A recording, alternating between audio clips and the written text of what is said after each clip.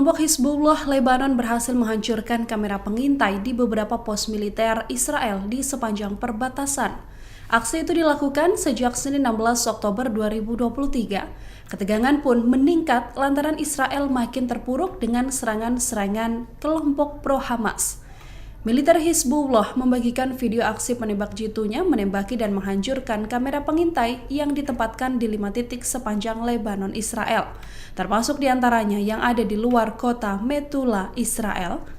Kelompok Hizbullah tampaknya ingin mencegah tentara Israel memantau pergerakan di sisi perbatasan Lebanon setelah baku tembak berhari-hari yang menyebabkan sekitar 7 orang tewas, termasuk 4 pejuang Hizbullah di sisi Lebanon.